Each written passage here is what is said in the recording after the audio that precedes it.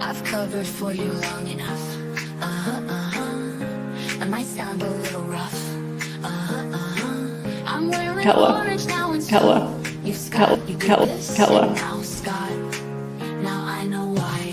Now I know why. Now I know why. It was you, Scott, you, and now I know why. I asked you where your dad was. Where was Big Daddy? You got so angry when I went to feed the baby goat. Now Scott, now I know why. Now I know why. Now I know why. It was you, Scott, you, and now I know why. Get up. Where your dad was. Where was Big Daddy? You got so angry when I went to feed the baby goat. Now Scott, now I know why. Now I know why. Now I know why. It was you, Scott, you, and now I know why. I am hella mad and burning with rage, Scott, and now I know why. When she was upset with Gary Lee, she talked about, she said, my response to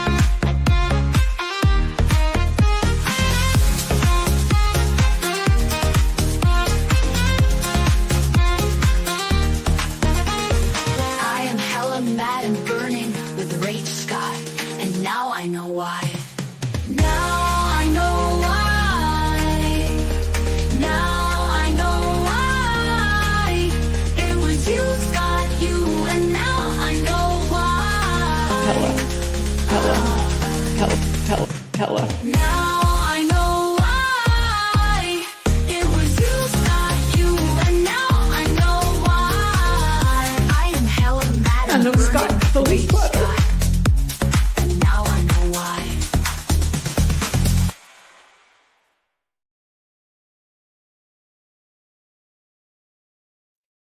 I am hella mad and burning with rage, Scott, and now I know why. We are finding out why.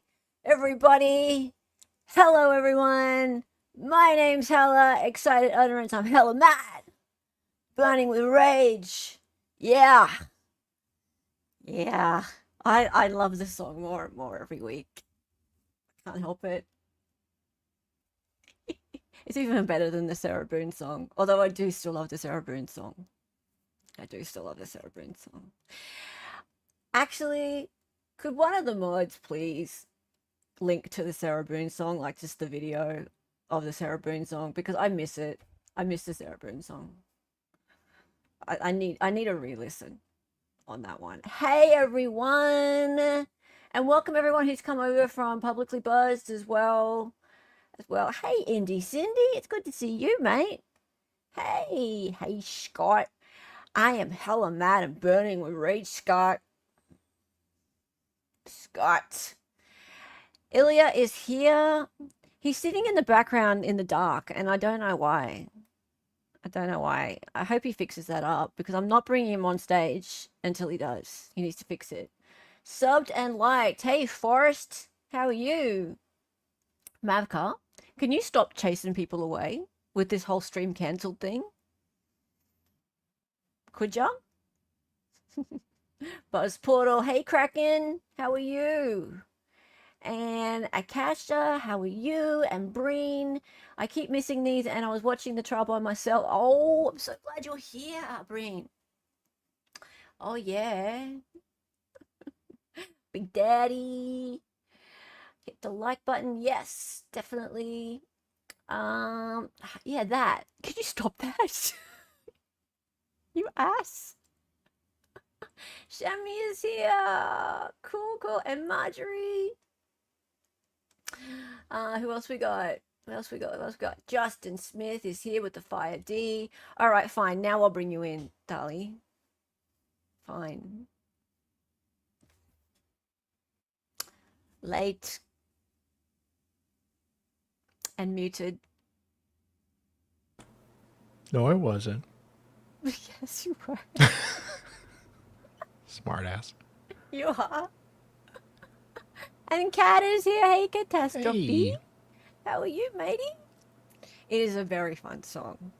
It is. It is. Now, if you haven't seen the sentencing, her speech at the sentencing, it might not make that much sense. But at the sentencing, she sits there and goes, "Now I know why, Scott. Now I know why." And she's sitting there in orange, and she talks about all the things that happened at trial and how it all makes sense to her now that Scott, her son, is the one who killed Big Daddy, not her.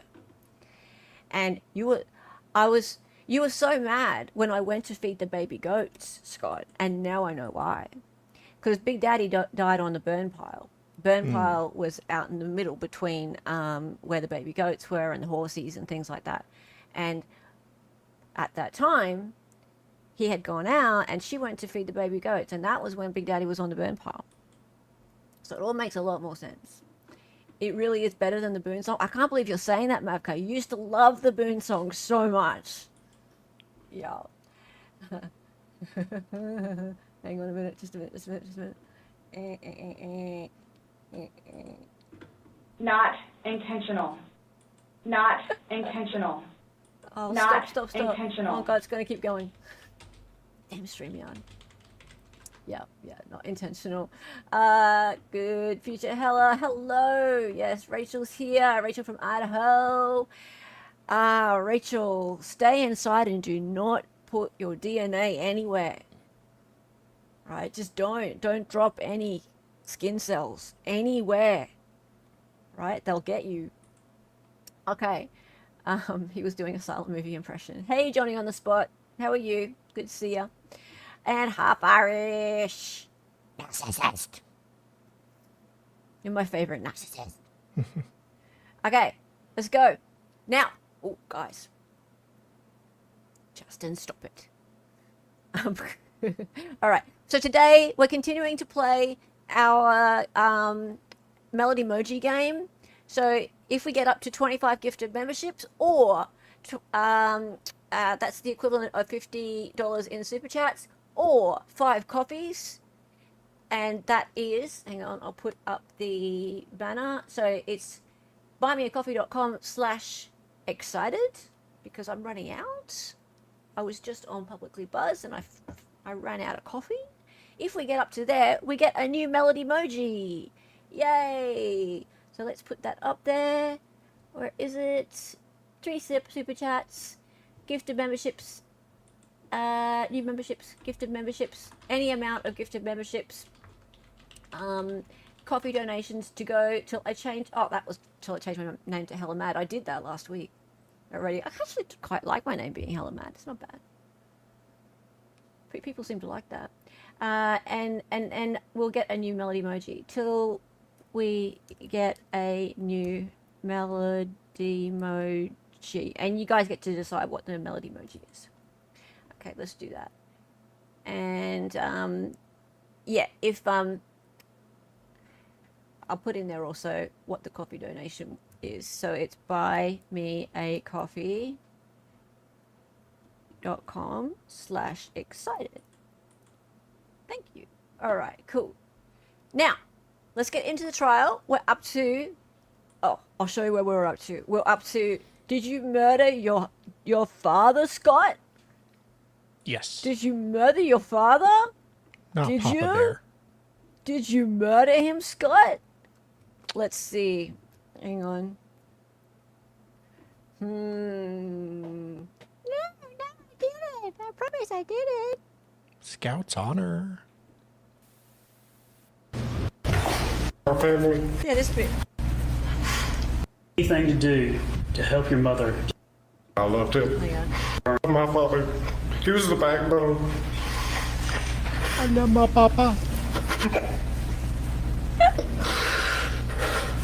I miss him almost as much as my hair at the top of my He was head. the glue to our family. He was the hair follicle to my head. Time to take a break. Yeah, that's what we got to do. 15 minutes. All right, so look at her. She's like, bullshit. Bullshit, you little. All right, so exit sign, which I'm sure he was looking forward to heading to, and then we come back.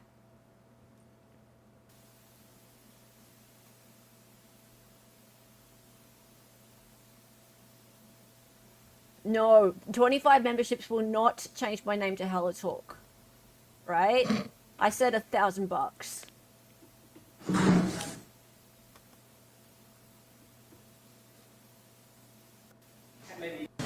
It's really more of finding a chair. Yeah, that chair would be good. I got no call. Boa noite. Oh, you are Brazilian. Boa noite. That means good night. Alias Alfredo from Sao Paulo. Sao Paulo is where my favorite teachers are. Brazil. Sao Paulo. Lovely to have you here, Elias Alfredo dos Santos. Very nice. Lovely to have you here. Very cool. Very cool. Yes, my favorite teachers live in Sao Paulo, and they're going to be here in 3 weeks, and I'm going to be spending 6 hours of learning Brazilian Zouk from them. Do you dance, Elias? Do you? I wonder. Be nice to know if you dance. Do you dance? I wonder. You probably dance something like sertanejo or something like that. More than likely, probably one of the more traditional ones.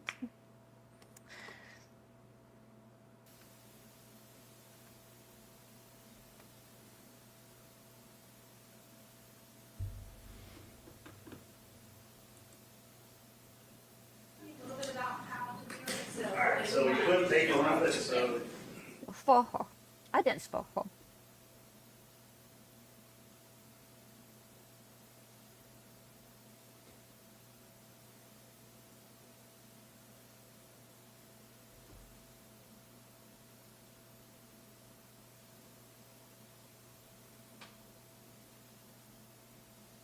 Oh, come on. Oh, that's right. There was an assistant. Everyone was getting all excited over the assistant.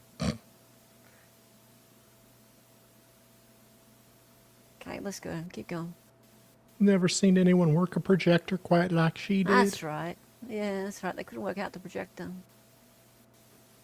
The projector was all If you blurry have a until she vertical got her hands photo, on that it. screws up everything. And that's what we got a lot of. So you're just gonna have to.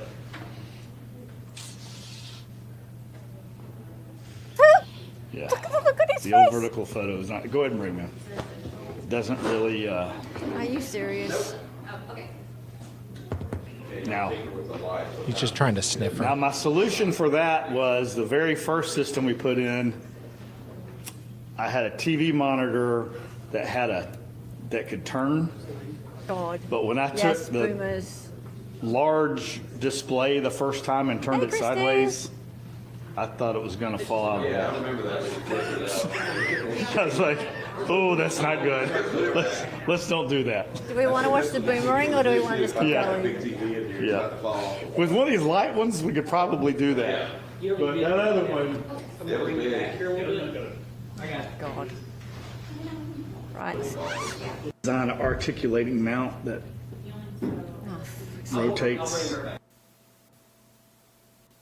They're still screwing around. That pickled for too long. Vanilla sandwich. What? Mother. I want to start, and a lot of this stuff you talked about yesterday, but I do want to talk, I want to go back in time a long way to your childhood. And I want to kind of go through that and work our way up in time from there. So you were raised where? From the time we lived in Birmingham or Alabama to Your first memory, where did you live?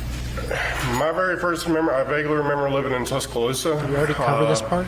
But majority of my childhood memories living in Birmingham, over in Hoover. That's where you, in your mind, that's where you really grew up. Was it? Yeah, I mean, I was there all through elementary school. All right. We did all that. And So I kind of want to talk about how everybody was in the family. I mean, the family has kind of become a critical part of this case, as you know. So I want you to tell the judge, or the jury, kind of your perspective on everybody. Okay. So tell me about your older brother, Chris.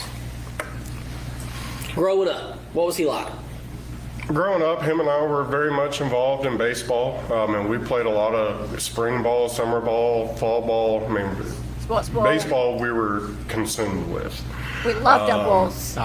He's innocent. And, you know, my brother and good I will egg. always help my dad do projects around at that house there. I remember helping him build the back deck. And, Y'all played baseball, so you tall guys. Now, what position did y'all play? we played a variety of different positions. Pitcher? At one point, I was a pitcher. Played was a a lot of catcher. outfield. I don't really remember what all my brother played because we were never on the same team because he was older than me. But you know, I've been shortstop, first base, pitcher, outfield. You play in school for the high school teams? No, I did not play baseball in high school. Once we moved to They beat Georgia, me up a lot. I really didn't want to play anymore because I didn't have my friends anymore that I used to play with. Lost those connections. Yeah, in a way. Also, Well, too, the I lied. coaches didn't. I know didn't you, have any guess. friends to begin with. Yeah, I mean, it's just, you know, we moved to a new town, new neighborhood, didn't know anybody. Who was better at baseball, you or Chris? Him. Chris. I mean, Oh, come on. Chris maybe? I don't know. I mean, him and I used to be in our backyard and Please. practice pitching and See, throwing, practice. and you know, we would do the same Thank with my you. dad. So I really don't remember, you know, watching him play. Yeah. So I mean, if I would have had to say, we're probably equal. And Make up in your mind. Birmingham, that was when you guys, I mean, basically through all of your growing up, you guys shared a bedroom, right? Yes. Bunk beds, how did that work? We had 2 twin beds in the room. Just side by side. Yeah, one on one side of the room, one on the other. All right. And that was from your earliest memory to moving to, I believe, the Hampton Hall neighborhood? Yes, sir. All right. And so tell me about that. Did Chris ever get in trouble? Which one of you two was the mischievous one? Somebody had to be. 2 brothers. You. I mean, yeah, we always got in trouble for something. I mean, nothing really stood out to, you know, that will stick in my memory for sure. Which one but, of you I mean, talked we about killing got your in trouble pa? like any, you know, boys would that were. Okay. You know, this is before cell phones and internet and all that, so, you know, we were out, you know, actually playing like, you know, kids did back then.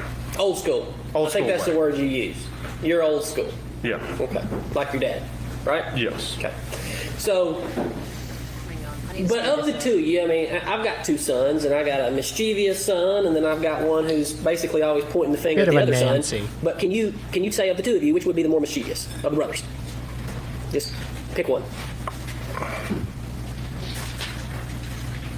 How about this? Who was getting in trouble more growing up with your dad? Well, that would probably be Chris because he was, you know, older than me. Once I got into middle school and he was in high school, we didn't really do things together. He had his own friends and stuff. So him and I weren't hanging out all the time like we would when we were younger in Birmingham. We just, you know, we got older. You know, take for instance, I mean, like right now, my fiance, she has an identical twin sister, and they talk every single day. My brother and I don't do that. But back then, and so your answer would have been Chris. Got in more trouble than you? I mean, yeah, I mean, I would have to say that. I mean, it'd be kind of. He's the stud muffin. I will get in trouble for one thing, and he'll get in trouble for something completely different. I mean, So would you we say- just had a lot. We had, you know, kind of strict rules, and But what do you mean by that? Strict rules? I mean, our parents weren't soft on us. So if we did weren't something allowed wrong, to kill they let us Dad. know. That was both of you. Yes. And the girls too? Yeah, I mean, the girls younger, Yeah, but we're they real weren't as sticklers hard about on Emily and Amanda as they were. Except Chris and I. Amanda, who got away with everything. So of the 2 parents, what you got to give me some allowed to kill examples. Dad. How would they discipline you? Oh, my dad, you know, he would, you know, fuss at us and, you know, explain what we did wrong and everything like that. I have more memories of Melody hitting me. Spanking you. Spanking me with a belt. Eventually upgraded to, I've been hit by spatulas and I've had things thrown at me. I do remember we were living in Birmingham in the girls' room. No. Going into something that happened wherever, whenever, forever ago. So the girls, growing up, they were raised a little differently than you and Chris? Yeah, I mean, they weren't treated like how, Chris and I would. I mean, they're girls. I mean, there's a difference between girls and boys do get into more mischief than what girls would. All right. So we're kind of, not to say that this is the case, but if you could rank for each parent growing up, who do you think was the favorite and who do you think was maybe the least favorite of the children? So for your mom, we'll start there. So my mom's point of view, who was the most Who was the favorite? Who was the Oh, he least said favorite? mum. She definitely favored Amanda more. And then Chris, she favored more. I was a middle child, so Chris was her first baby, and then Amanda was the baby. So That's her top two. Yes, from my perspective, yes, those were her top two. Girl, so who would have been the No, least we favorite? haven't seen this. I mean, they never treated us like any of us were like the outcasts or all, but That's not what I'm saying. I'm just from your Yeah. perspective as a child. I just remember, Amanda and Chris kind of got, treated a little bit better than, they got better birthday presents and got better got more birthday attention in a way. And I'm not saying Emily, didn't get that and all, and I didn't get it because, my dad always made sure that, all of us were treated, kind of equally. Okay, so on your dad's side of things, who would you say his favorites were? Both the girls. A little bit harder on you and Chris? I think we. He was just, Evie! he put more discipline on us. Right. Well, you use the word old school multiple times. You've been interviewed for this case about 6 times, and you've been testifying now for about 6 hours. And you use the word old school a lot. What did that mean? Old school is he never coddled us. He made sure we got out and did yard work and we got our stuff done. I remember growing up, we couldn't go play with our friends until we got our chores done. He held you accountable. That would have been Melody more.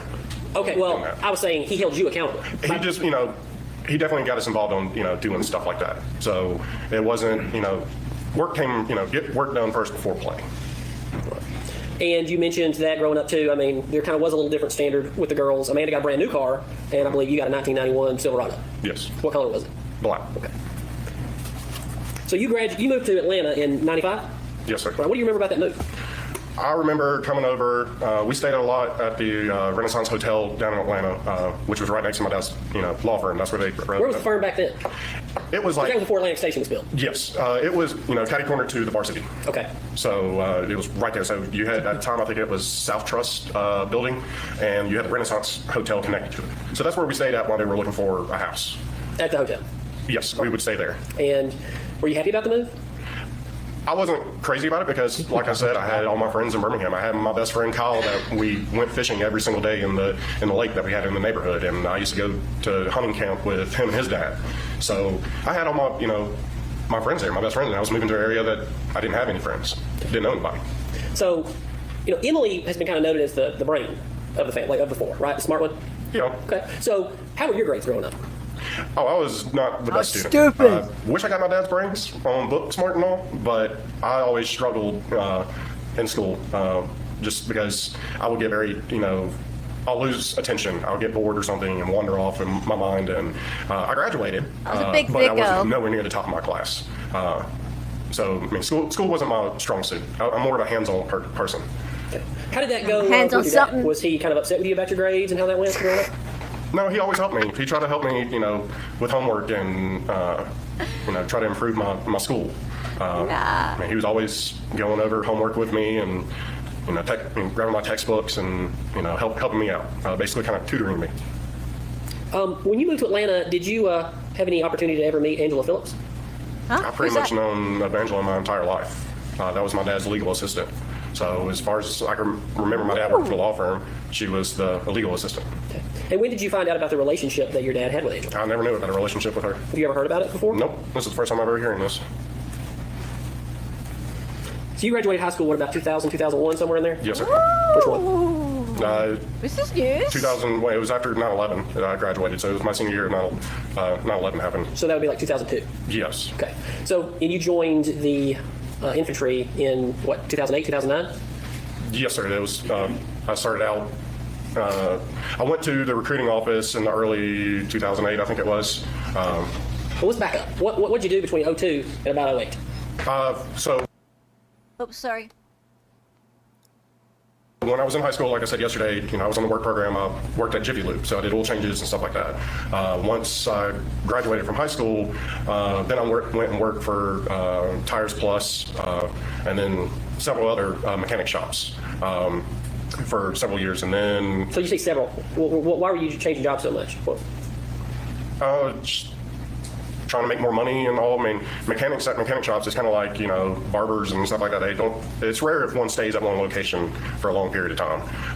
Also, a lot of mechanic shops, they got their master technicians, and you can't really go anywhere. So you go in as like a lube tech, which just does oil changes and brake pads and stuff like that. So whenever I found an opportunity to gain, a higher job experience, I would try to take advantage of it and make more money. Did you ever attempt to go to a trade school or anything like that? Get education?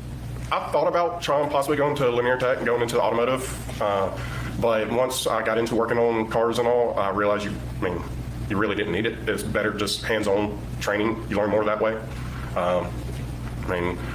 There's a lot of people who worked in that industry that didn't have a degree hanging on the wall that was making decent money. So it'd be fair to say during those years, and I think I'm taking your words from one of your interviews, that prior to your military service, you didn't have purpose at that point in your life. I didn't really have a career job. Right. At that point, no, I didn't have a job that I knew, this is what I'm going to stay at this company for the rest of my life and retire from here. No, I was still young, really didn't know which direction I wanted to lean into. So, and at one point I decided I just, instead of working on cars, I went towards selling cars to see how that would be. And so I started selling cars. Okay. Where were you? Have I screwed up again? Are we watching the same thing over? Yeah. Hello? Yeah. I'm so confused. It was about halfway through. I remember this lube part. You always remember the lube part. I remember the lube, right, Junior? But I thought we finished with the bit where they asked him if he killed the father, and he said no, and then he cried. We did that last time and the time before as well. Man, why does it keep bringing me back to this point? Like, I keep opening it up, and it keeps opening back up at that point. Yeah, we were into him, stealing his dad's wallet and stuff. It's, halfway through, I think. Okay, but YouTube keeps taking me back to... I've got it saved, right? And then it just, Oh, yeah, it's not always It just keeps accurate. taking me back... Okay, I need to find a better way of time Yeah, it. it's, halfway through the day 5 stream. Yeah, I know. I've got it on... it's the day 5 stream, but, when I open it back up, it flicks to there. I'm sorry. But Yeah, I don't remember the legal assistant thing. I do. I must have missed that last time. Because I completely don't remember the legal assistant thing. Yeah, hella gaslit you, Shammy. That's all right. That's all right. I really didn't remember the legal assistant thing. Oh, I know. Yeah. But anyway, well, fine. That's fine. That's just fine. I'll just I'm the next break. Don't be shy, guys. Tell me, be no, you're wrong, Hella. You're keep wrong. Keep going. Keep going. You can all mutiny me. It's fine. The whole lot of you is fine. Keep going. See, so that must be the break. That's where we Surely ended. that's the break. That's where we ended, yeah. So lunch. Mm-hmm. Yep. Well, Look at the smile. Wait, look at the smile. Aw. Come on, give me the smile back. Look at all the... Hang on.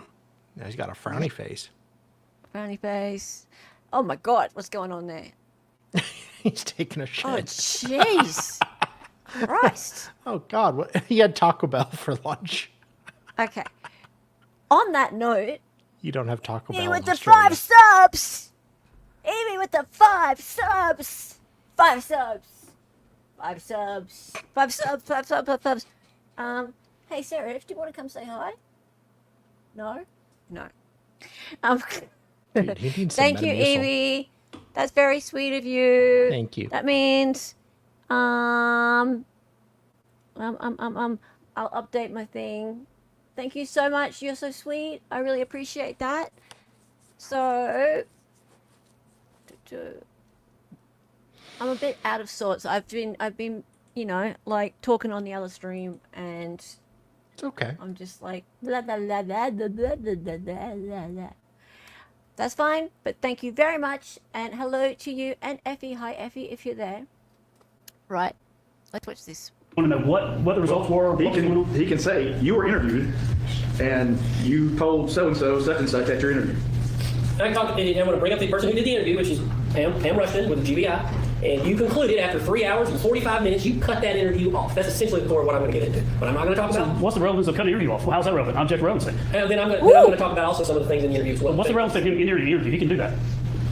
Right. So When he was confronted with the fact that he killed his father. Yeah, by someone's being extremely rude and aggressive towards him. Wait. I want to watch this. I want to watch this argument. Let's go back. What are they arguing about? Oh, Judge should not have had Taco Bell for lunch. No.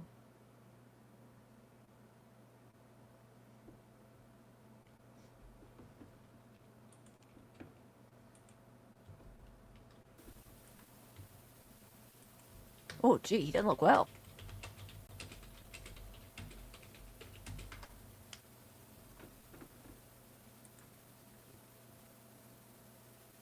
Come on, sound. It's muted. It's not muted. It's just we're waiting for sound to come in. Wait, his last name is Gannon? Or Cannon. Okay. Cannon. Yes. Stop it. Court, is there something you'd like to share with the rest of us? Come on, let's go.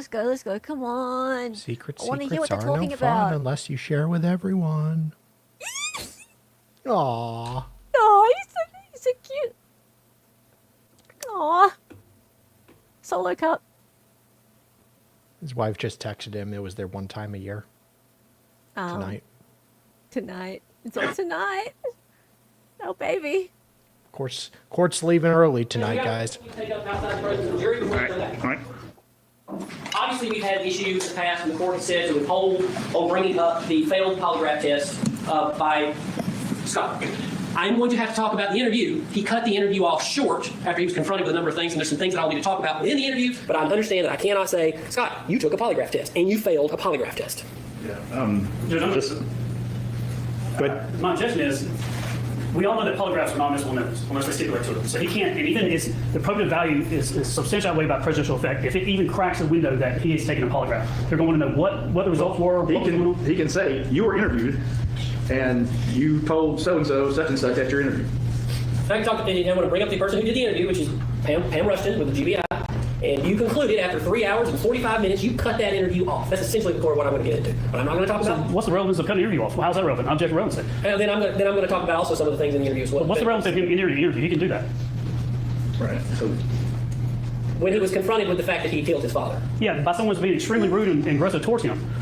okay. So So it's not relevant. It's not relevant whether or not he committed a crime or not committed a crime. He is just trying to get into, backdoor this polygraph testimony.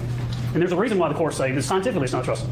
I'm not going to talk about the results of polygraph. I'm not going to say the word polygraph. And how's he going to answer about what was going on? Because his answer is going to be the way she was treating me and how she was doing that was why I ended it and what was in that context. And that's the prejudicial effect, because there's really no way to unring that bell. This guy has to be it's not standing relevant on a because it's not step stipulated to. And what's going to do is going to open up the door to something. yeah, we're not talking about the results. He still made the statements. Right, but what Talk relevance- about his statements that he made to someone on interview, whether it was let's presume, say it was he's being interviewed by the police, and we were trying to get in either. And we have created transcripts of that interview.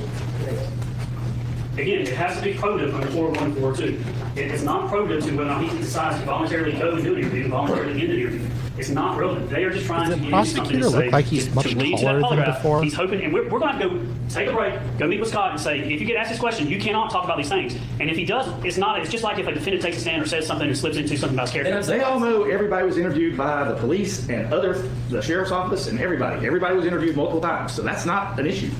No, but the issue is he's walking up, and Mr. Weaver's a very good attorney. He's walking up to that polygraph. That's what he's trying to He's do. not going to say the word polygraph. Well, then why is he asking if he just ended an interview that's not coming in? It's not relevant. Well, The court previously told us to talk about this before I get into it in court. what questions do you want to inquire about? What do you want to ask him? I'm going to ask, there are a number of questions that Pamela Rushton asked him regarding questions he did or did not ask his mother in the year following the alleged murder by Melanie. Are you trying to contradict something else that he has testified to? But I might have to, is what I'm saying, No, Judge. what would be the point of the testimony? What are you trying to elicit? I'm trying to Liar elicit. who lies. I'm going to ask these questions, even though Pamela Rushton asked these questions, but he was interviewed and he was a suspect. The district attorney's office had made him a suspect as of 2019. Well, you can ask him, did you do X? Did you do Y? Did you do Z? Did you tell Pamela Rushton that Yes. you did X? Did you do that you did Y? That you did Z?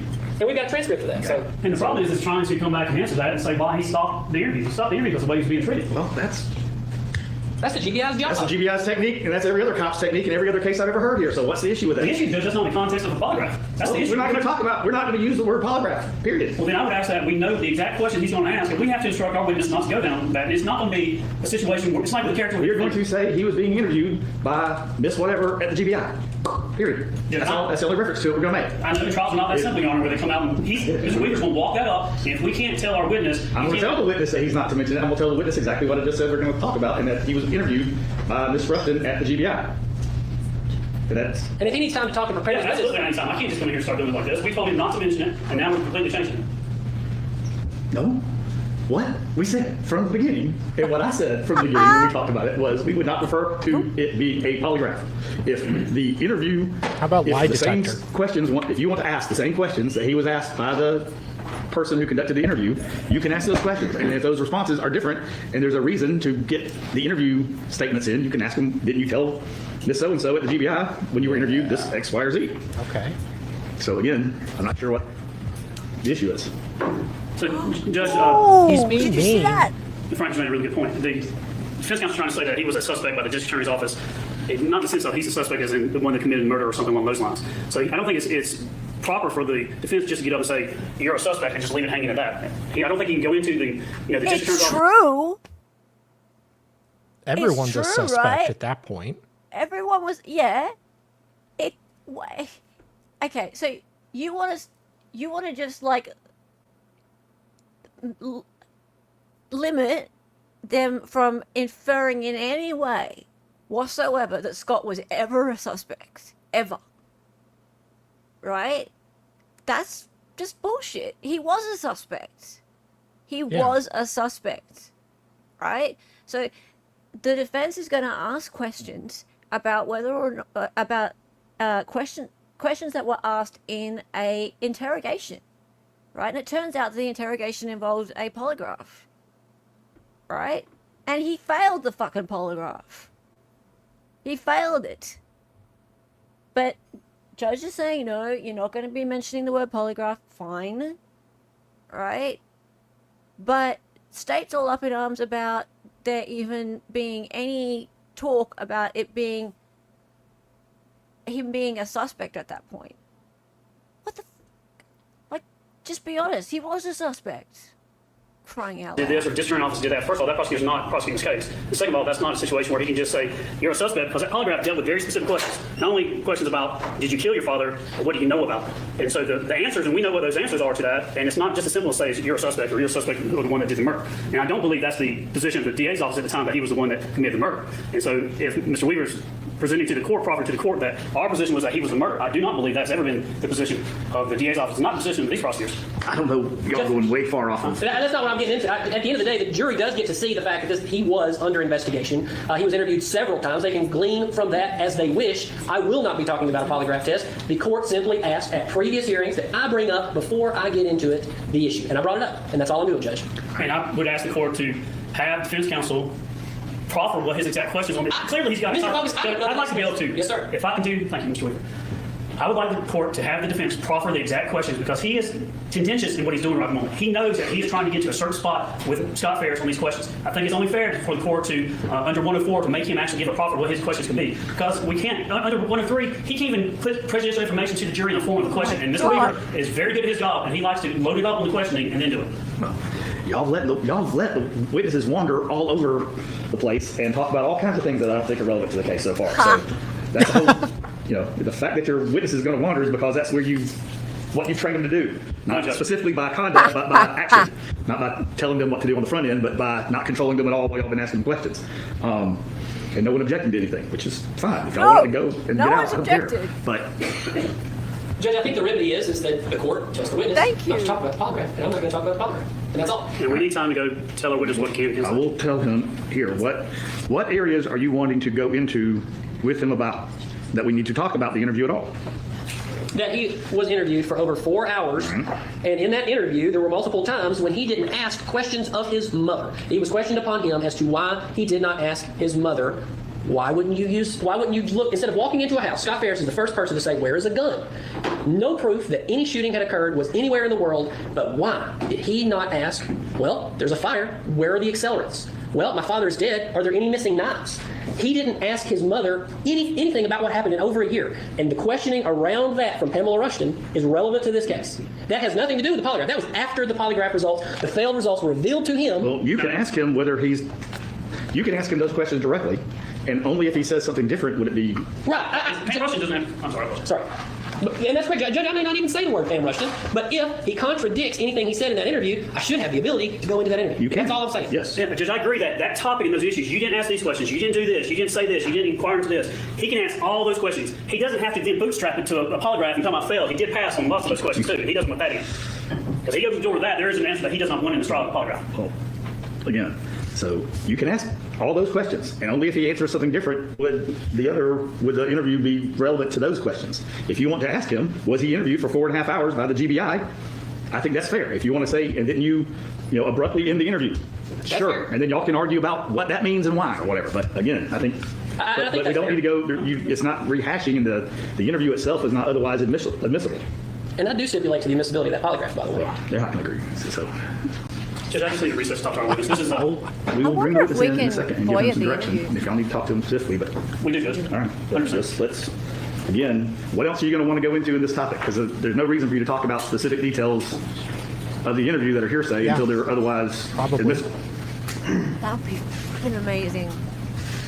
So what else I'd about have the to interview you're change going to want to my ask him? That's essentially it. Okay. Well then, all right. Judge, there may be a point. If we have to object and take it up, I get it. I know, if he opens the door to the other answers that we want in, then we might take it outside, public and outside presence here. Scott. There are answers we like in too. We'll stipulate the admissibility of the polygraph right now. That's not how it works. We didn't stipulate to it. I know, but I will. Judge, I understand my instructions. Defense wants to stipulate Okay. to it. Talk to your witness and I'll give him some direction. Defense wants to stipulate to the polygraph. That's Defense wants funny. to stipulate what, sorry? To the polygraph. Is my mic low? Nah, I think the court, maybe. Court's a bit loud. It sounds like the defense kept trying to stipulate to the polygraph that Stipulate what to the polygraph? there was a polygraph and that he failed it. So of course the prosecutor isn't luck. going to do that. But he's like, "Oh, I'll stipulate." Oh yeah, let's go. Yeah.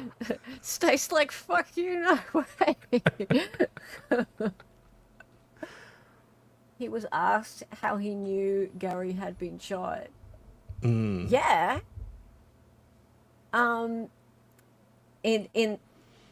the interrogation with the polygraph. Well, I mean, his answer would have been because he saw the bullet in the burn pile, right? But actually, no, that's not how he found out. He found out afterwards. He was supposedly in shock when the medical examiner came back with that report. So he didn't see it then. That's interesting. So yeah. So defense wants to. Defense absolutely wants this to bring this up. This makes Scott look super guilty. Yeah. I think Georgia charges for cam footage, but who knows? Yeah, we'll pay it. We'll pay it. Well, yeah, I mean, the issue is they only take like check, but yeah, we can get it. I'm find sure. a way. We'll find a way. This will be worth it.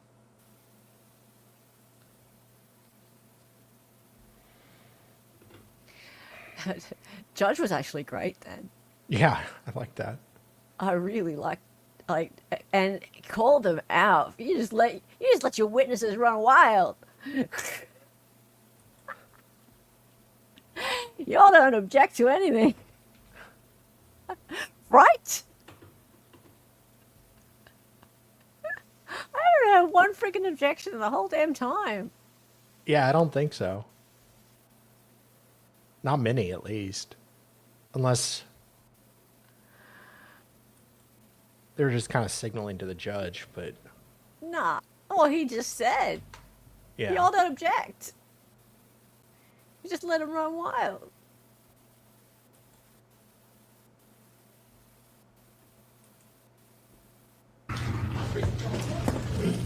All right, Mr. Farris, you got some instructions from ADAs in the case.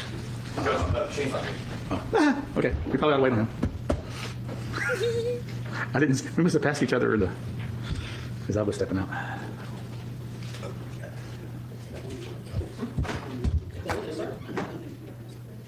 Okay, we ain't paying 36 to 56K.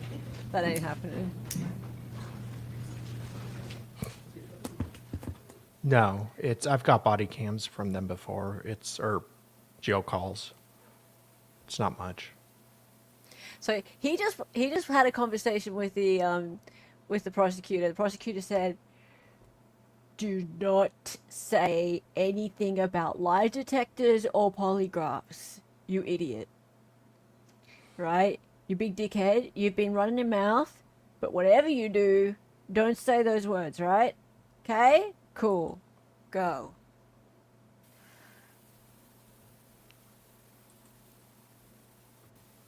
The interview, I think Mr. Weaver's going to ask you some questions about you being interviewed probably by various agencies, but specifically the GBI.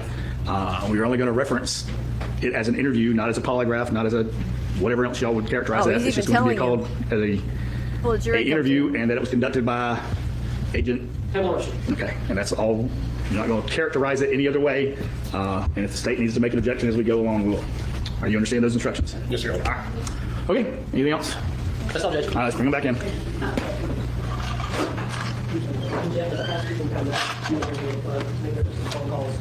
No, I just did that.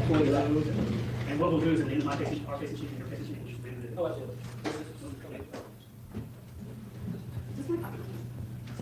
Yes.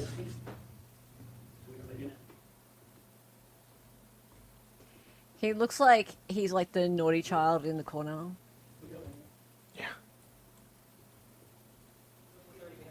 Okay, come on.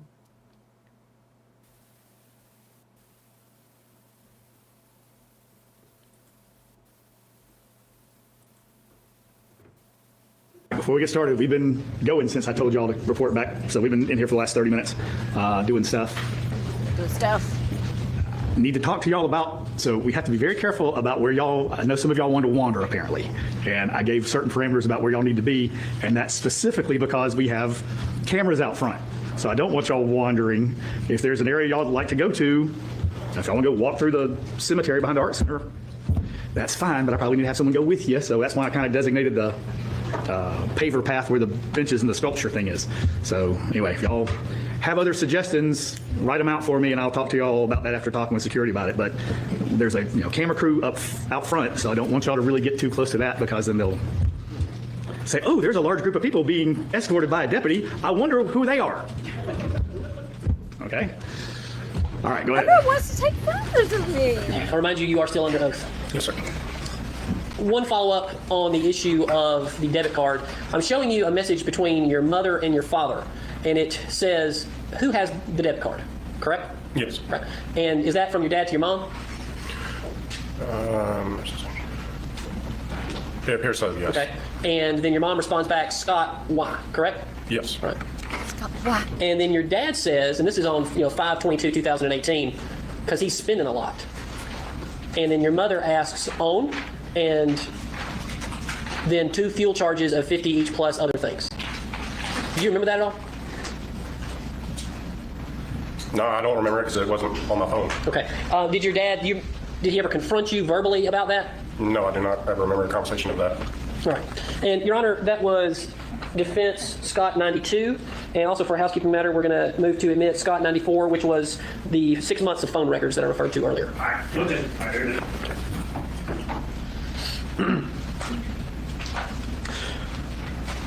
I want to turn now, and Judge, would you mind switching back over to the computer? Thank you. I do not. I wish. I had to wait for you to do it down there. And every time you ask me to, I can fulfill that. And then maybe someone will watch TV and fix. Judge, I'm going to stay out of the way of you and the county commissioners. Had to be once.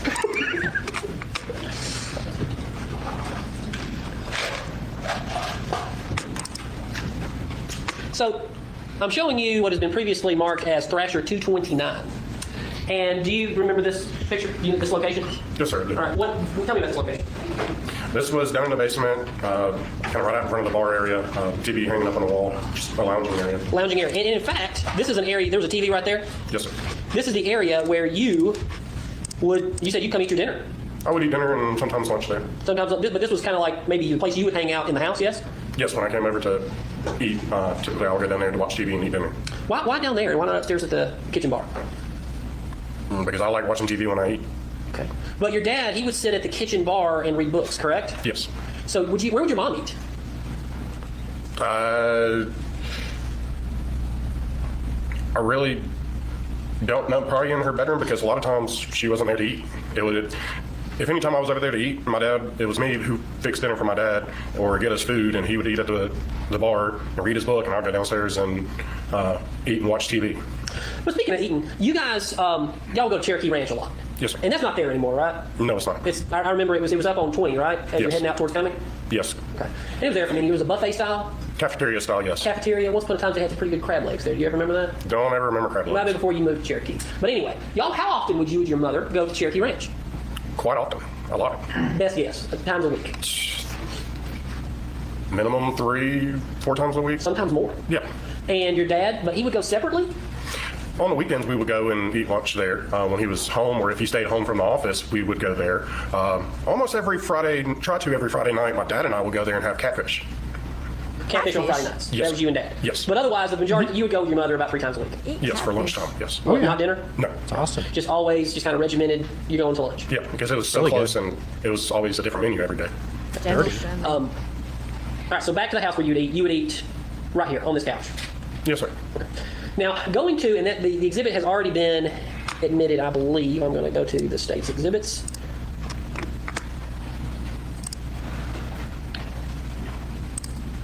This is a conversation with you and your father about the DirecTV guy coming, and that was in early June of 2018, yes? Yes. Right. And the appointment appeared to be scheduled, and I believe it was the 12th of June? I believe it was. I think I saw early, it was the 6th. It was the 6th. So you say you were there, and that is when, going back to the Thrasher photo, you say you saw a firearm in this drawer right here, Yes, sir. where the marker is. Yes, sir. The top drawer of that piece of furniture. And the gun you saw was a, let me see if I'm correct. You tell me. Tell me one more time. What kind of gun was it? It appeared to me to be a 38 snub nose. It was in a leather holster. So snub nose means It wasn't a long barrel. wasn't a long barrel. And it was in a what kind of holster? A leather holster. An old looking leather holster. All right. And what did the handle of the gun look like? That I do not remember. Brian Kober touched the buckle. All right. So did the gun look like this? No, not like that. It was similar of the actual material of the gun, the nickel looking chrome, but it wasn't rusted like that is. Okay. So it was a newer looking gun. Yes. And the handle, was it a dark handle like this? I presume so, but I don't remember the color of the handle. Okay. Did you pull it out of the case? No, I did not. Did you pick up the case at all?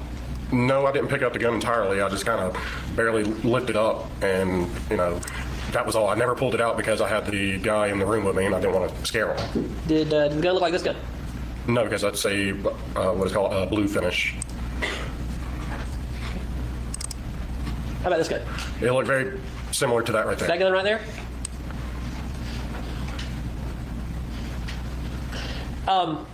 Are you aware that your brother's ex-wife saw a gun in the basement, allegedly, as well, roughly around that time? No, I did not. All right.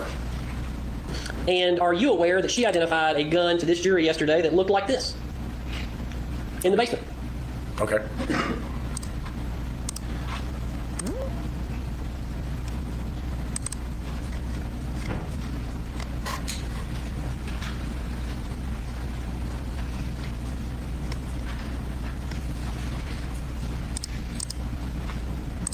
But not in the drawer where you said, in this drawer. Have you ever heard that before? No. Now, but you saw a snub-nosed gun, Yes, I did. right? And you said you didn't pull it out of the holster, correct?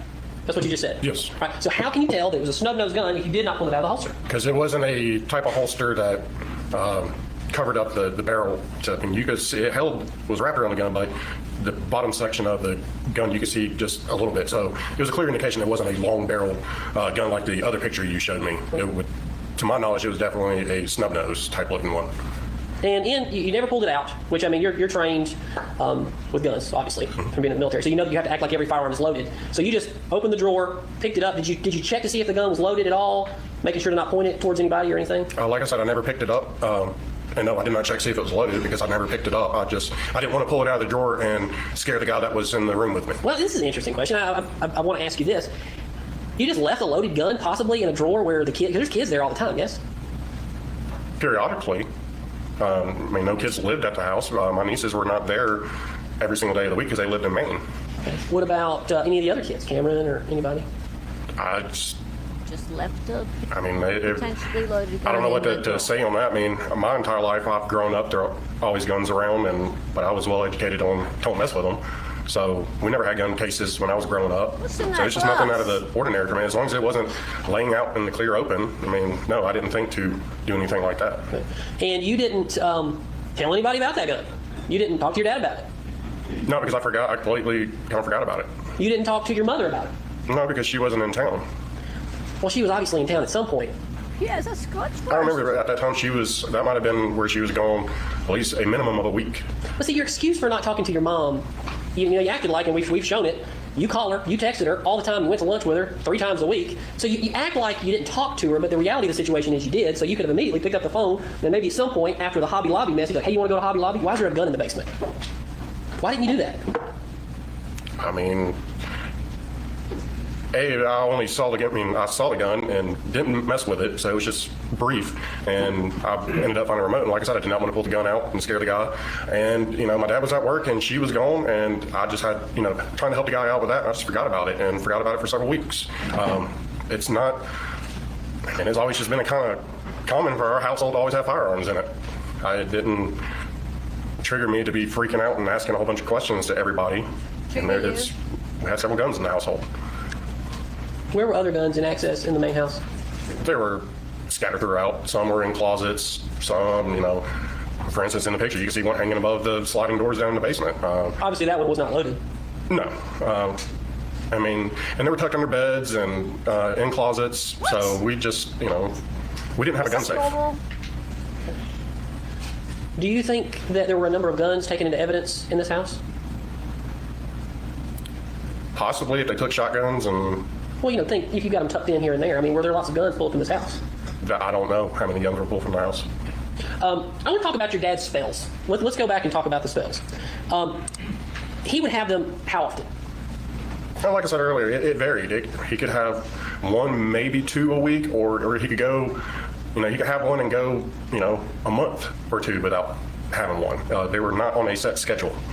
Now, it's something of note that I think you've noted in a previous interview because you were the 3 of you were always at Purcell Lane at some point, right? I mean, sure, your mom would go see Rusty from time to time. It was not a secret that she had a relationship, correct? She tried to make it a secret, yes. But everybody knew No. We all had our speculations, yes. that. But everybody obviously knew about it. Your dad included. I mean, at some point, I think we all found out that, Okay, that's a lie because she tried to get Rusty invited to the daughter's wedding. Right? That's already in evidence. The daughter's wedding was years earlier. Right? So she tried to bring Rusty to the wedding. Like, I don't understand why he's trying to make out like it was some big secret about Rusty. It wasn't. Right?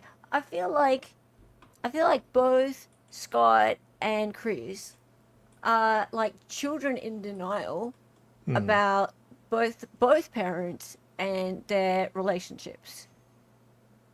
It's bullshit. Like, neither parent were trying to hide the fact that they weren't really together anymore Yeah. and that there were other people. Neither of them. And this whole Rusty thing, it wasn't some big like hidden affair. It just wasn't. So like him sitting there going, "Oh, she was trying to hide it. Oh no, it was some big like dirty secret." No, it wasn't. We all knew, but we all, for a long period of time, we had our speculations. Did your dad ever talk to you about any, was email invited. relationship he was There you attempting to go, have with Marjorie, Joey I on didn't the know deal? No. Would that surprise you? That there's emails between her and him Yeah, it would surprise me. trying to have a relationship, maybe? Yeah, because my dad, I've never known my dad to do anything like that. Because he didn't talk to you about it. No, he didn't talk to me about it, so I didn't know anything about it.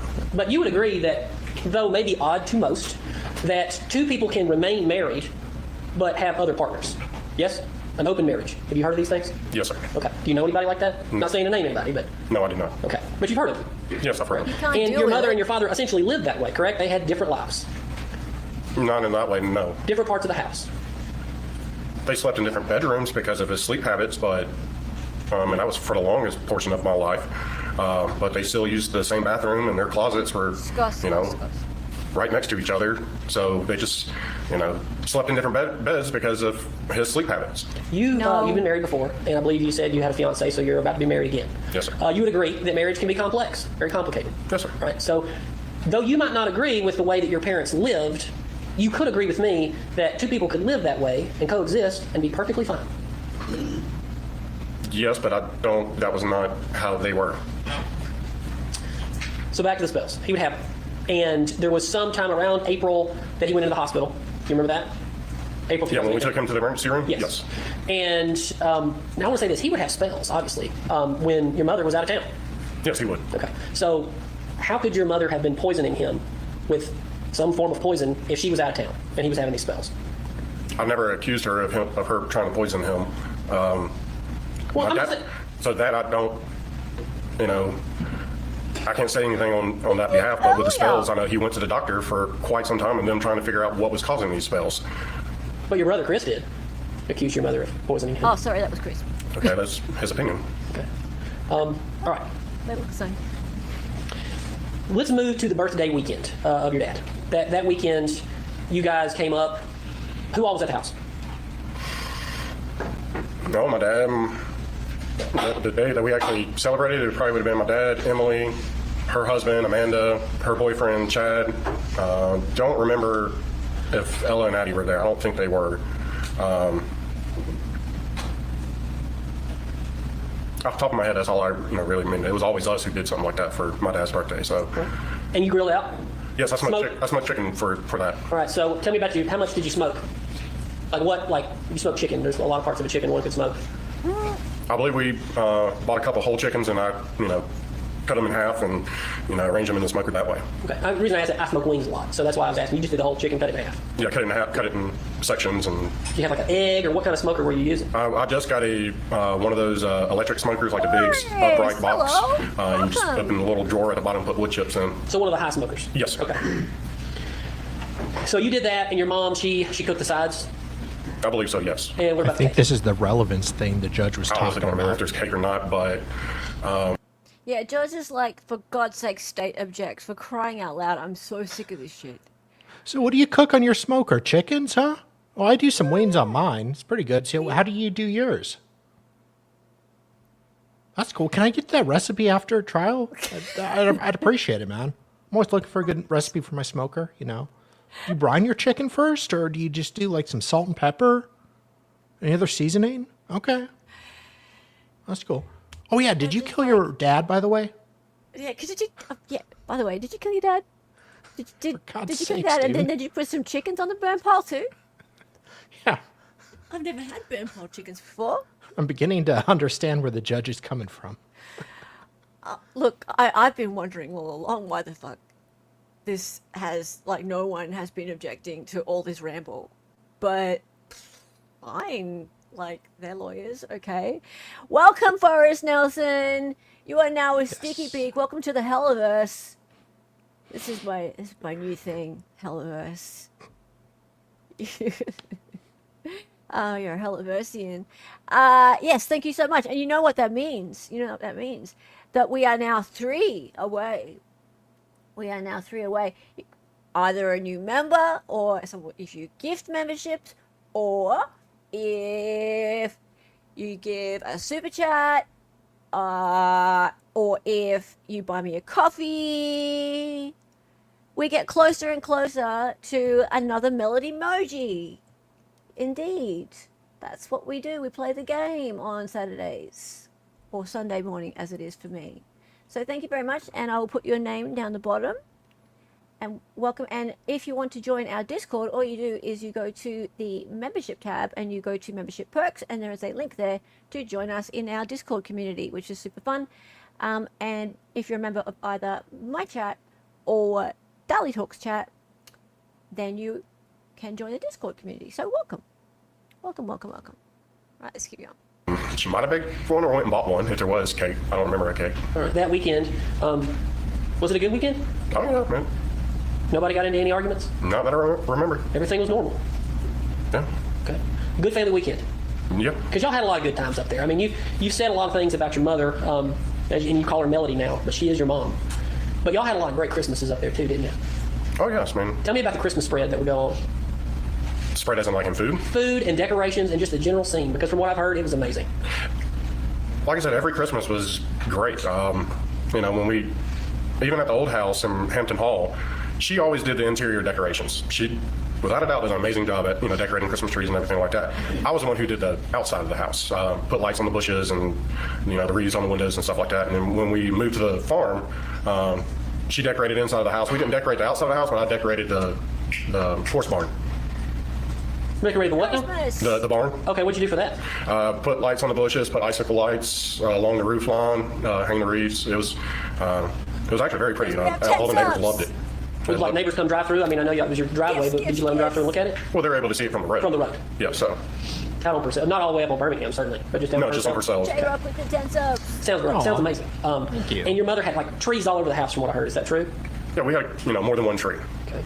So what I'm getting at, and the jury has seen countless pictures of this house, and it is ornately decorated, and it is beautiful, and that wouldn't make any sense. See, you've made it out that your dad was this.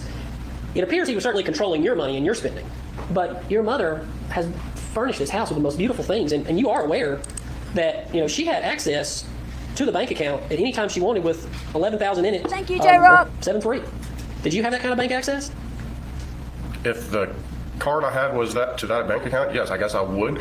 But once again, I don't know how many bank accounts my dad had. But because you weren't married, obviously they're a married couple, so she had financial access to the marital assets. When you would take out money, you didn't have the ability to say, oh, I have an available balance of $11,046.85. That didn't just come out when you did that. You didn't see how much they had in the bank.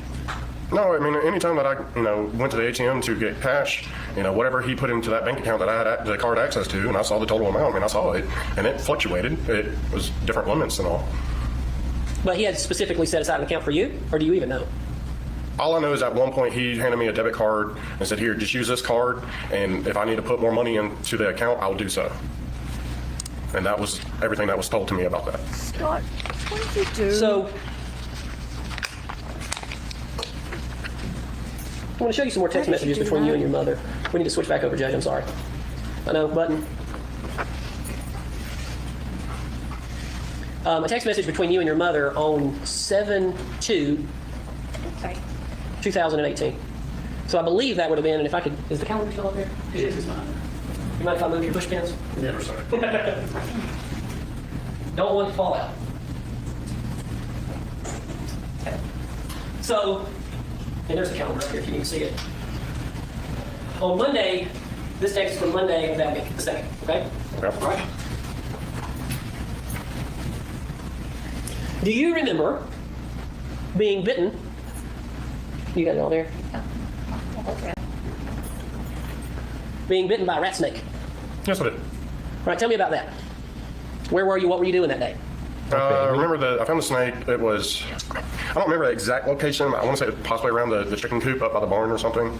I don't remember exactly where I found that snake at, but But it got you. And maybe it sounds like the snake found you and you didn't find the snake. oh yeah, I picked the snake up and I knew it wasn't a Snake a found poisonous him. snake, so I wasn't grabbing. I picked Venomous, it up. sir. Okay. And your mom says, what kind is it? And you said, a rat snake. I already relocated him, but Amen. it doesn't say but. Like you say, won't. he got me while trying to get him out. Right? And then you sent a picture, and I've got a bigger version of it, of what appears to be. Nope. A bigger snake. So you got bit by a rat snake. And that's your hand, right? Yes, sir. All right. And Oh, poor babe. how many times did the snake bite you? Just once? Yeah, it was just that one time. Just that one time. Okay. Can you put that back? Your mother says, wash that good and come get iodine. Oh, see, that's a Sound nice about right? mom. Did you wash it good? I'm sure I did. Can you go get iodine? I don't remember going to get You iodine. just don't remember. I don't remember putting iodine on it, no, but I'm pretty sure I would have washed it. Okay. But you told your mother about it, Yes. and she said to go get iodine. Yes? Yes. And iodine was in the house, yes? But at least I didn't have any, and I don't ever remember using any. Okay. It's been 6 years. Yes? Yes. And you haven't thought about being bitten by a rat snake in 6 years? No, I have not. But you had gotten iodine out of the house before, when you were cut. I don't remember using iodine until the last time I had a serious cut, and that was a long time ago. You know, at this time I would admit Scott 87 and Scott 86, which is the text message regarding the rat snake bite and picture of the rat snake bite. All right, objection. All right, admitted. So what did you do the rest of the day on the 2nd? Did you play any golf that day? Monday. I might have. I don't really remember that day You didn't have a particularly, job, but there's possibly a so- good chance I played golf. I know I played golf prior to that weekend. That might have been the day I played at Manor Golf Course with my buddies. Buddies. But I do know I played within a week period of time before that 4th of July weekend. Do you remember what your mom was doing that day? No, I did not. All right. Let's move on to the 3rd. You remember what you did all day at the 3rd, right? Yes, sir. What'd you do? Burning Got my up, father. took care of the animals, and planted the bushes that we just recently bought at Scottsdale Farms behind the backside of the house. It was like some holly bushes. And then once that was done, it was about lunchtime, and then And that's you and your mom did that? Because y'all went to Scottsdale Farms, right? Hey, Lexi. yeah, I planted the stuff, and I remember her being on the tractor going around picking up branches and stuff like that, throwing them into the bucket. So yeah, we planted those, and then we decided to go up to Cherokee Ranch to get lunch before I left to go up to the lake house. What was your dad doing that morning? I don't remember exactly what he was doing that morning, but he was already at Cherokee Ranch when we got there. So he wasn't helping you guys move the, what kind of plant was it? There was like some holly bushes. Holly bushes? Yep. Boxwoods or anything like that? I don't think, no, those weren't boxwoods or some hollies. Just hollies, okay. Yep. All right, so your dad was already up there. Was that the first time you saw him that day, according to your testimony? I believe that's right. I think that, as I remember, yes. Okay. Do you remember seeing him any on the 2nd? I might have, I don't recall. How about this? So, I mean, the last time you saw, that you've alleged, that you saw your dad live was at Cherokee Ranch. Do you remember the last time you saw your dad before that?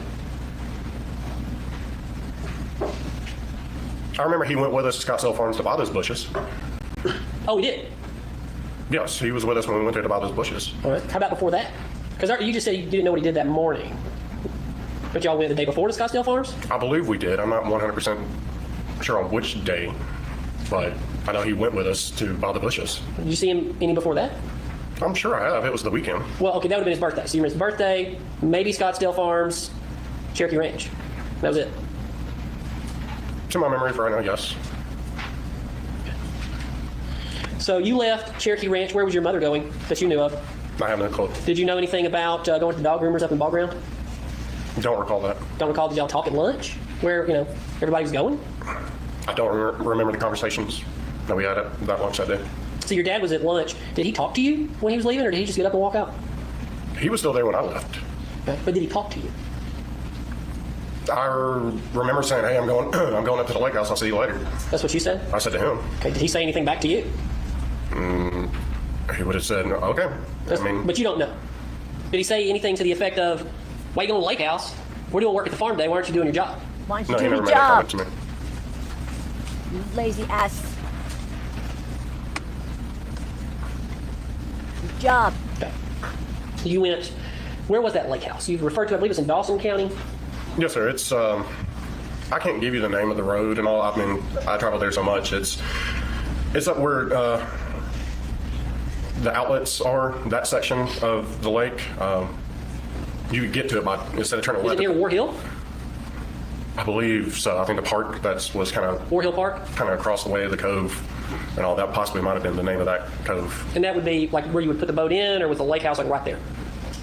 They had their own dock, so we wouldn't put boats in the Okay. water.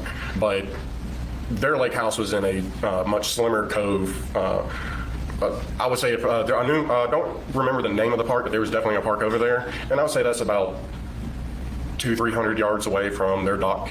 So. How many times have you been to their lake house? Quite a bit. What did you do the rest of the day? I mean, you were there from what, about 2 till I burned my dad. 10? According to your testimony? Of the day of the 3rd? Yes, sir.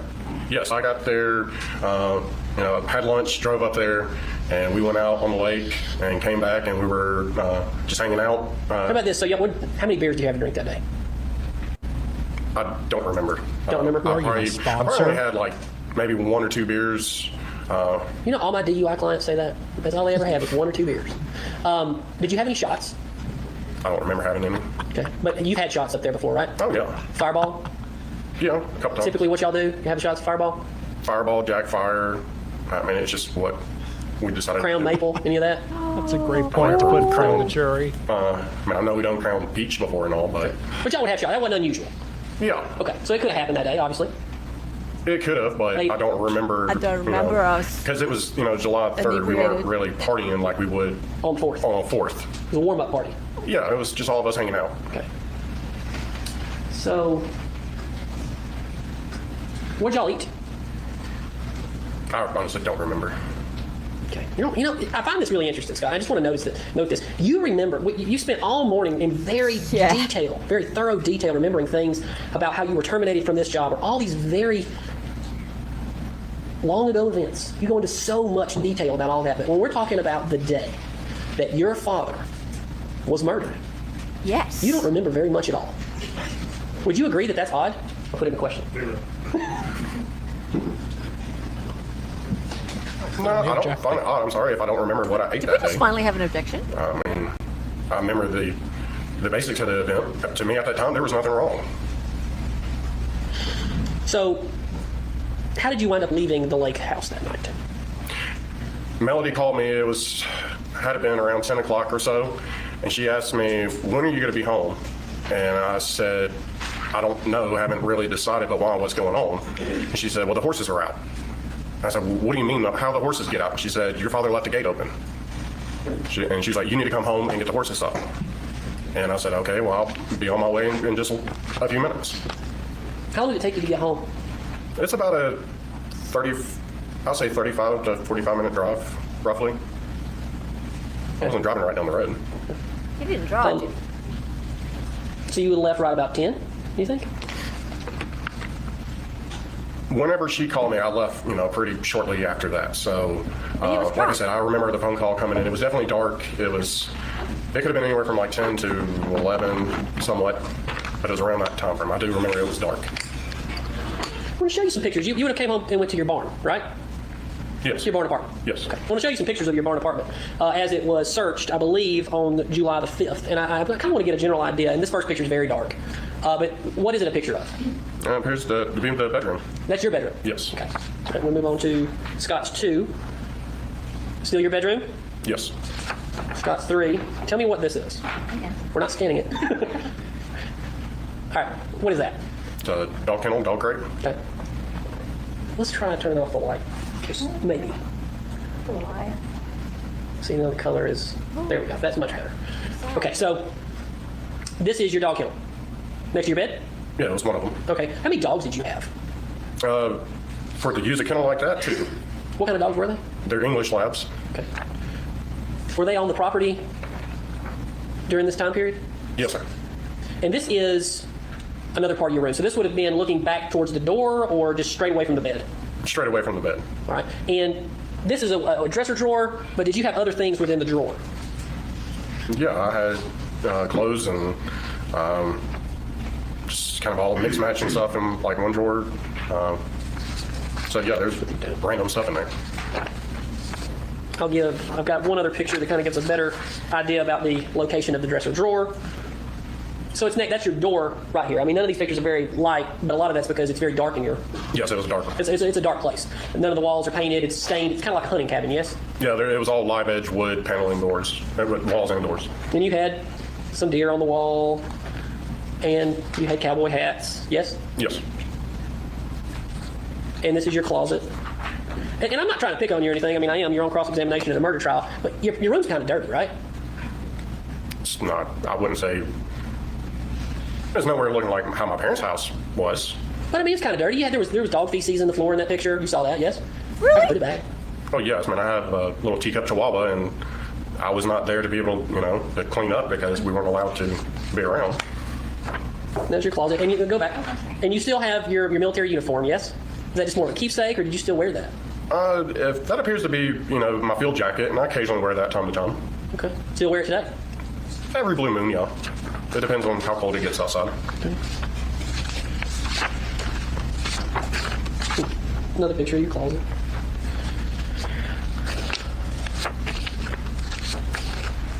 I love the way he just went, you're just on cross-examination in a murder trial, but... The top part of the closet. Just kind of packed. It's just not very clean in your room, is all I'm trying to get at. I'm not trying to pick on your overall cleanliness, but I am a little. And this is your nightstand, or what is that? Just a table? There's a table with some fabric draped over it. Just put these over there, please. This is on top of your dresser. Yes? Yes. And that's that laptop right there. What, would you use that laptop? At that time, no. I was mainly using that when I was in the military. So you had it for a long time? So my dad bought it for me in 2008 for Christmas because, back then, I knew I was deploying. So I knew I'd be able to communicate with him and do, at the time, Skype calls and stuff like that. So he bought me the laptop for Christmas to be able to do that. Okay. So had that laptop been searched, when was the last time you would use that laptop? I do not remember. Would you have potentially used it that week? No, I highly doubt it. I really don't remember last time. Okay. What computer device were you using the most at the time? My cell phone. That's what you would search things on? Yeah. Okay.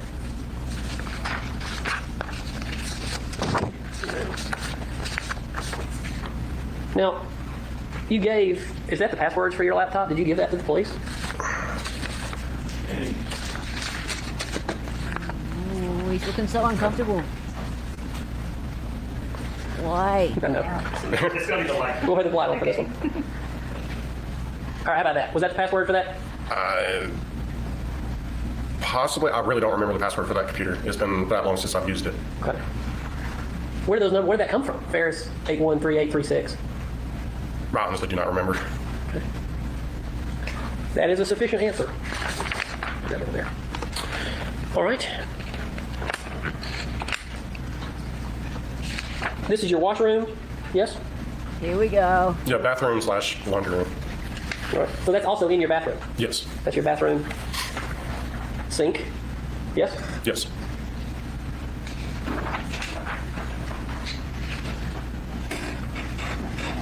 Okay. You're my expert on that. I'm going to have you do that. There we go. That works better. All right, that's your bathroom sink. Here's your shower. I'm going to try to move as quickly as I can. That's your shower, yes? Yes. And what is that? Looks like to be a sponge or some sort. Okay. And this is the bottom of your shower, yes? Yes. Okay. And the jury, everybody's sitting here wondering, I've got all these pictures of your shower. But here's what I've noticed, and I want you to tell me if I'm wrong. And I've got pictures, and we're going to just kind of quickly go through a few pictures of your kitchen and the general rest of your apartment. Please just put those over there. But your apartment's kind of a bachelor pad. It's kind of a mess. Yes? Man, it wasn't picture perfect, but yeah, I wasn't bringing, ladies up there, so I wasn't worried about having it spotless. But your shower was. Isn't that odd? No, I always clean my bathroom. But your shower was spotless. I mean, compared to you got feces in the floor and other parts of the house, and you're just very disheveled. Well, but your bathroom is very clean. Why is that? Well, the dog droppings is because I wasn't able to go in and take care of my dog. So, that wasn't the yeah, she question. was up in the apartment locked up. So I wasn't able to clean up the dog stool. Is that the door to your, kind of from the outside porch into your apartment? Yes.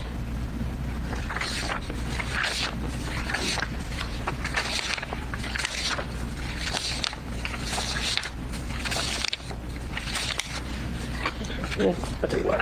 Here's just the last picture. Here's the island. Is this the island in your kitchen? Yes, it was. Okay. So, not super clean, kind of just a general bachelor pad, wouldn't you agree? Yeah. And so, just for the purposes of the record, all of these pictures for publishing to the jury, I think that gets us to Scott 66. So that would be, what's the first number there, Adrian? How many pictures? No? Scott 3 through Scott 66. No, I'm sorry.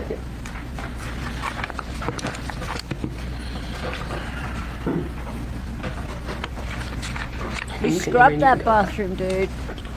Why?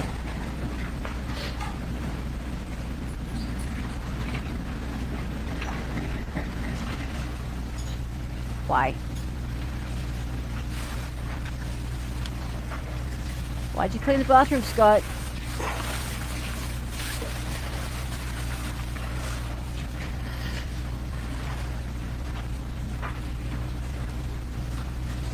Is there blood in there, Scott? Were there bits of daddy in there, Scott? I'll show you, Scott, some pictures that have been previously marked in this case. We looked at your bedroom, and you had a drawer. I believe it was a dresser drawer. Would this have been your dresser drawer? It appears so, yes. Okay, so you got a card from the sheriff's office, Sergeant Ballard. What is that about? Why did you have a card in there when your room was being searched? I believe that might have been one of the times that like I said earlier, that I would talk to people in other counties and get an idea of, how stuff was going on about being hired on. So that might have been one of the somebody I ran into and talked to him, he gave me his card. So that's probably why I would have had it. And Scott, have you noticed here that you have some loose bullets? Yes. Okay. What kind of bullets are those? Without looking at them, I really don't know the caliber. But it appears those would be the ones that would have came from my grandparents' house. There was a box set my grandfather had some coins, and he had a whole bunch of different stuff. He even had his dog tags in there from when he served, and I think that those are just the drawer that those got put into. Okay. And just for a closer picture for identification purposes, can you, and I can zoom in, I believe, can you make out what it says on this bullet right there? Well, the one on the right I can make out, and it's a 38 special. Okay. So does that refresh your memory that those were 38 special bullets? If that's what it says on them, then yes. Right. And in this case,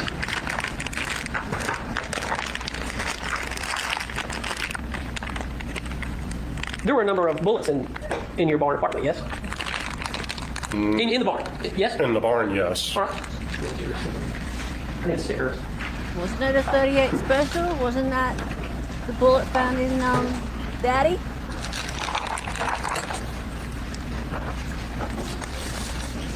I think just to keep things clean, I'm going to call this Scott 5 shots 201. from Farris. Thank you, Farris. Do I need to close down? Time for Christmas again. There's gifts. You found some 4 books. Okay. There's gifts. Why do you keep We'll missing set these right Scott? here. Maybe it's because you're identify. guilty, Scott. Just have a record of the other which didn't. All right, for the record, I have opened the box and partially opened and set in front of Scott Farris this box for identification of the bullets inside. What kind of bullets are those? It says on the caliber 38 special.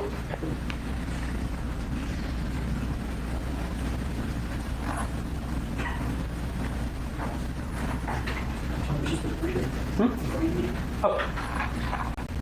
Could you please read the brand name? It says American Eagle Federal. Where did these bullets come from?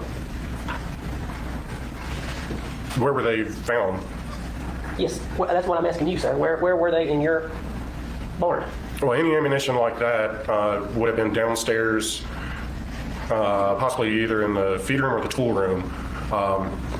And I remembered that I had a friend that came out. There was a group of friends that came out, and one of the persons that came out had some ammunition that they left. And because I remember them, Detective Page asking me about that, and I gave what the name of what we called him, his name and what number I had of him, but I haven't been in contact with that guy in a long time. Before you pull that out, let's do some of the other ones and put. Oh, no, absolutely. I was just moving things along while he was talking. So let's put the other. I am holding you other hostage. box back in the bag before you open the other box and. Got it. One to go, guys. Okay, go ahead with what you were saying about the bullets. But yes, there was some ammunition that was left Thank you, from somebody who Farris. came out and Appreciate it. did some shooting, and I left them. Good to have you They were here, left too. in the tool shed, so they should have been with some 16 gauge shotgun shells. I marked it as 201, and I would move to admit these as Scott 201. Okay. Next Oh, one. here So we this go. is Scott 202. Okay. Defense is introducing it. You are going to maintain it. We will. All right. You want to mark the box or the bag or both or what? Thank you, Thank you, mark Matt. out, I'll put it on the back. Okay. and we will mark the box out. 202. Oh, there's another E. We have motion order? Oh, love ya. What are these cartridges? I'm sorry, I'm having a hard time reading these. All right, I need chat. What do you want contacts. the emoji to be? Looks like 280, but you typically they say on the side of the box. Can you see where it's out of the box? Am I able to pull one out to get a closer look? I'll zoom in. I'll zoom in for you. I don't care. I'll skip it to where they say the bullets up. Just find out. It keeps skipping Mapper and Scott because I they believe need it's to a buy their 380. own. Would that be a refresher memory? Yeah. To the letter on the Oh, very clear there now. miracle of modern technology. That's I mean, 12 years ago. Okay. And if I haven't tendered that, I would have to admit as Scott 202. Okay.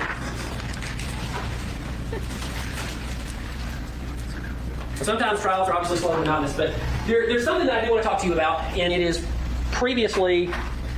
No, not yet.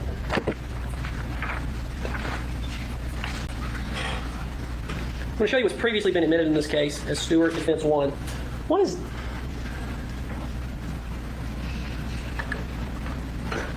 What is this room? That is the wash stall. That's where we would give our horses baths, and we would also wash the dogs there too. Okay. Would you say that this is generally the area you were in charge of this area? Yes? Yeah, this is down in the barn where all the horse stalls are. Okay. Aw, All Scott. right, now I want to go back to. That's very sweet not of the you. third. You talked to And your you mom. missed. What'd your mom say? What'd you call? When I was at the lake house, When you were at the lake house? she called me and she asked me, when are you going to be home? And I said, I don't know. Why? What's going on? And she said, the horses were out. And I asked her how the horses get out. And she said, your father left the gate open. And she said, you need to get home and help get them up. And I said, well, I'll be on my way shortly.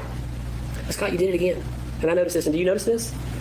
You didn't remember anything about your dad. Very little conversation-wise. You don't remember what you said to your dad. You don't remember what your dad said to you. You don't remember any of those things. But you remember every word, allegedly, from that conversation with your mom on that night. Okay, I don't know why the state is not objecting. Dude's Very testifying. argumentative and Dude. testifying. Dude's fucking testifying and he's arguing. The state's just like sleeping. Why is state sleeping? This is so weird. I mean, he's right. Yeah, Like, It's defense is right. Like, sus as hell, he's making but- a great point, but that's why you object. that's why you object. You don't just let him stand there and talk like this. Yeah. Wow. Word for word. Is that not odd? That's the question. Oh, the prosecutor just said, "What's No, the question?" that was a major event that was going to eventually become of this Event? situation. So Nicole, do we have those phone calls? For that time period? It's Georgia. That's fair. So you drove back and there was another phone call? Yes? yes, when I got back to the property, once I made it up to the barn, I tried calling her. You tried calling her? Yes, and she did not answer. All right. Do you have the picture?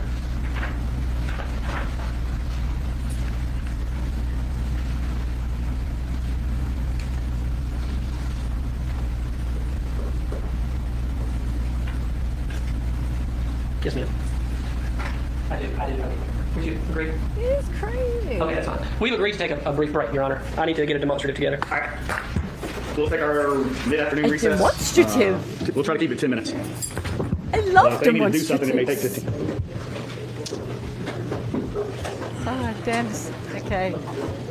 I'm having too much fun, but yeah, we need to wrap it up. Okay, so, man, guys, what's the new melody emoji gonna be? Or do you just want a new emoji? What do you want? Because I've been thinking about doing a I've already got a hella mad one, don't I? I've been thinking about doing a taint one. Like I do feel like I need a taint one. No, it's a melody emoji one. So, catfish face. Catfish face. How would I do a catfish face? Face of a catfish? What do catfish even look like? You've never seen a catfish? Only on The Simpsons, like the General Sherman episode. You don't have catfish there? We do. We do. Oh. Now I know why. Yeah, if anyone's got any suggestions, because that was the point. We're supposed to get to a new emoji. Now I know. A fish with a cat's face. Whoa. Okay, hang on. Let me just do a little search. Catfish face. What is? Oh, okay. Hang on. Akasha. Catfish are not murdery enough to live in Australia. They're kind of funny looking. They are very fun. Depends on the species, but yeah, and those barbs can cut you. Kind of like, well, remember Steve Irwin got killed by That was a stingray. barb on a stingray. Yeah, Yeah. they're murdery. Yeah, They'll get ya. the least threatening possible creature. It'd be quite funny if I had a fish, because I hate fish. I hate fish. Fish suck. You just got logged out of your FB account and I can't get back in. All of my pictures of my children gone. Oh, really? I never put in my phone number and now I can't get in. You'll be able to get back in. You can reset it. I got locked out once. And you're able to reset it, but like you have to give it some time. Don't worry, you'll be able to get back in, Bryn. You'll be able to get in. Mad like angry or mad like crazy. However Angry, you like crazy. to interpret it. However you like to interpret it. So I don't know why we're getting because he went to eat catfish that day. That's why we're doing it. A fish bit Hella when she was a child. No, the reason I don't like fish is because they live and breathe their own excrement. They live in and breathe and eat and drink and everything their own excrement. Right? That's it. It's like the whole world is their own shit. That's why I have a problem with it. And then people go and eat these creatures. Why would you want to eat something that actually breathes in its own shit? Because they live in a good environment that cleans itself. No, it doesn't clean itself. It's full of crap. No, the crap gets turned into nitrates. No, I don't. No. It doesn't. No, it's all just poo everywhere. There's poo everywhere. I'm down. Oh, look at this one. Look at this one.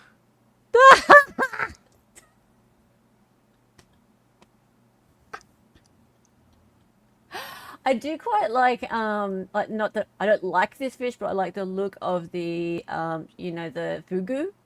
You know the fugu fish? Fugu. Fugu Japanese fish. Oh, pufferfish? This guy. Look at him. Those are cool. I had a lionfish for a while. If you eat the wrong bit of it, you're dead. Yeah. Yeah, so that other episode of The Simpsons where where Homer ate the wrong bit of the fugu and he had 24 hours to live. Very funny, blobfish. No, I don't. It's not. Stop it. Stop I had it. Stop cichlids it. too. No. What's a cichlid? Type What's of that? tropical fish, freshwater. Typically aggressive. Right. Yeah, you need to use your email, Breen, to get back in. Anyway, guys, we're going to go over to Ange now. Ange is live. Awesome. Yeah. Eat fugu, and live to tell the tale. Look at him smiling. That has been so fun. That's been so fun. Thank you for all the gifts, everybody. That's why it's Christmas time. That's why it's Christmas time. Welcome to the new members. Welcome to new subs. Welcome everybody. I really enjoy these streams. Like, it's fun. All like the hardcore melody stream watchers come and hang out, and we just have a really fun time, and it's really chill. It's really chillaxed. During the week, we do the more hardcore stuff. We look at like the wrongful conviction cases and stuff like that. But on the weekend, we chill and we watch Scott be interrogated by Midget. Mr. Baldy Oh, and yeah, and I know. Manlet. We watch Manlet as well. It's good fun. Laid back streams are good fun. Yeah. All right, sweet. Poison. Oh yeah, Scott. Poison. Tasty fish. See, you wouldn't get that, Dolly, because you don't watch The Simpsons enough. Not enough. Not enough. All right, we're going to go raid Ange. So everyone go say hello raid when we get over to Ange. I'm sure she's still streaming. She generally streams for about, I don't know, 6 hours at a 5 time. hours. Yeah, so if she's not streaming, then I would be extremely amazed. Yeah, she is. Okay. Okay. All right.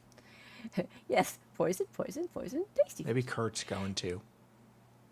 We're not raiding Kurt. No, maybe That's not next time, happening. guys. So right now we're going to Ange. We're gonna Ange. All right, everyone, make Sorry, sure you put J-Rock. hello raid in chat. Okay, let's go. Her name was Helen.